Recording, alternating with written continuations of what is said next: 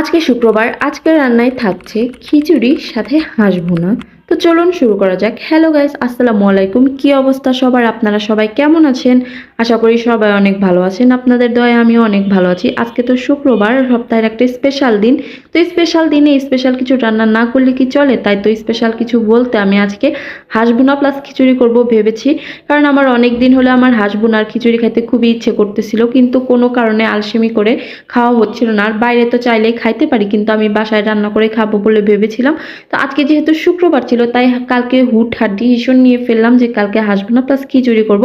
তো যে ভাবা সেই কাজ, কারণ দুজন মানুষ, এত ভাবাভাবির কিছু নাই ভাই। তো এই তো বাইরে থেকে আমি কিনে এনে সেখান থেকে ছিলে সুন্দর করে প্রসেস করে নিয়ে এসেছিলাম। আর আজকে শুক্রবারে সকাল সকাল উঠে রান্না বসিয়ে দিয়েছি, এদিকে আমি খিচুড়ি রান্নাটাও বসিয়ে দিয়েছি। আর দেখুন, এই যে আমার হাঁস ভুনাটা রেডি, দেখতে পাচ্ছেন কত সুন্দর লাগছে দেখতে। আর খাইতেও মাসাল্লাহ অনেক মজা ছিল। আমি বরাবরই নিজের রান্নার প্রশংসা নিজেই করি। কেননা আমার রান্না তো মজা হয়, তাহলে প্রশংসা করলে ক্ষতি কি, তাই না? তো এই যে আমার হাঁস ভুনাটা এদিকে রেডি হয়েছে, আর ওদিকে আমার খিচুড়িটাও রেডি হয়ে গেছে।